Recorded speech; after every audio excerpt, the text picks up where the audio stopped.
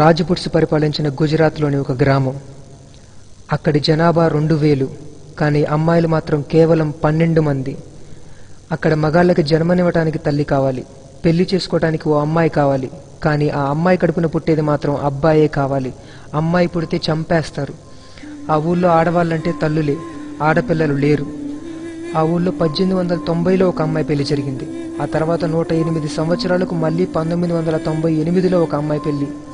మళ్ళీ 10 సంవత్సరాల తర్వాత మొన్న మధ్యన ఇంకో అమ్మాయి పెళ్లి జరిగింది. ఈమె, తన పేరు షగున్ సింగ్. ఈ పరిస్థితి కారణం ఆడపిల్ల తీసుకెళ్లేదే కానీ తెచ్చేది కాదు. అలాంటి దాన్ని కనటం పెంచటం అనవసరం అనుకునే అక్కడి ప్రజలది. ఎక్కడో ఉన్న దేవుడా గురించి మనకెందుకు అనుకుంటున్నారా? మన సంగతి చూద్దాం. 3వ ఆడపిల్ల పుట్టిందని గొంతు నులిమి చంపేసిన తల్లి ఒక చోటుంటే, ఇనుప చెవుతో పొడి చంపేసిన తండ్రి ఇంకో చోట. మన ప్రకాశం జిల్లా వాళ్ళే. ప్రేమించట్లేదని చంపేస్తాం. ప్రేమ మరీ ఎక్కువైతే ఆ అమ్మాయి ఫ్రెండ్ పైన యాసిడ్ పోస్తాం. ఇంకా ఎక్కువైతే ఆ అమ్మాయి తల్లిదండ్రులను కూడా చంపేస్తాం. గత 5 సంవత్సరాల్లో ప్రేమించట్లేదని చంపేసిన కేసులు ఎన్ని చూసుంటాం. శ్రీలక్ష్మి, ఆయేషా, స్వప్నిక. ఈ స్టైల్లో మాత్రం మన ఆంధ్రప్రదేశే ఫస్ట్.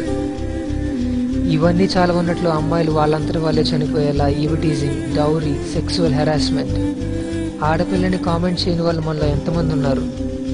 సాక్షి కథనం ప్రకారం మన ఇండియాలో ఏడాదికి అక్షరాల 4,27,00,000 మంది గర్భస్థ ఆడ శిశువులు, బాలికలు, మహిళలు మిస్ అవుతున్నారు.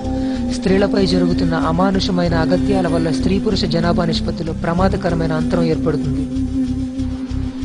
ఎన్టీవీ రిపోర్ట్ ప్రకారం 2009లో వరకట్న వేధింపులకి చనిపోయిన ఆడవాళ్లు 219. ఒక్క రోజులో ఫైల్ అవుతున్న మహిళలపై వేధింపు కేసులు 55, గంటకి 2. ఒక్క రోజులో స్త్రీలపై జరుగుతున్న అత్యాచారాలు 5. ఇదంతా కేవలం హైదరాబాద్లోనే. ఇంకా ఏపీ పరిస్థితి ఏంటి? అరే, స్కానింగ్ చట్టరీత్యా నేరం అని తెలిసి కూడా చేస్తున్నారు. ఎందుకు అని అడిగితే, మాకు ఆడపిల్లైనా పర్లేదు, కానీ మగపిల్లాడైతే ఎక్కువ సంతోషిస్తామని సమాధానం. ఒక ఆడపిల్లకి మొదటి అవమానం స్కానింగేనండి. మనం ఈ లోకాన్ని చూస్తున్నామంటే దానికి కారణం ఒక స్త్రీ. అలాంటి స్త్రీని పూజించాల్సిన అవసరం లేదు, గౌరవిస్తే చాలు. మీరంతా ప్రొఫెషనల్ స్టూడెంట్స్. తెలుగులో చెప్తే అర్థమైందో లేదో, మా ఫ్రెండ్ చెప్పాడు, మీకు స్లైడ్స్ వేసి ఇంగ్లీష్లో చెప్తే బాగా అర్థమవుతుందంట కదా. Let me take your 1 more valuable minute please.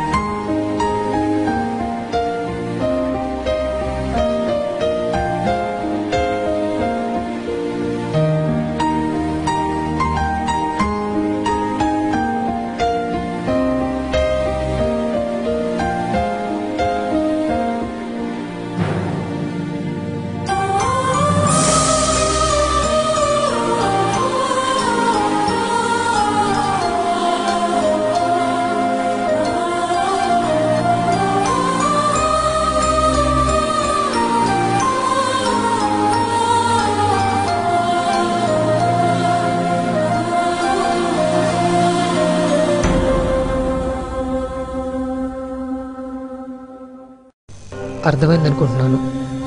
దేవుడు కాలానికి రివర్స్ గెరిచుంటే బాగుండేది కదా. కాలంలో వెనక్కి వెళ్ళి వేధింపబడిన, చంపబడిన స్త్రీలకు ఆ దుస్థితి కలగకుండా చేసేవాళ్ళమేమో. కానీ ఆ ఛాన్స్ లేదు. అట్లీస్ట్ ఇక నుంచి అయినా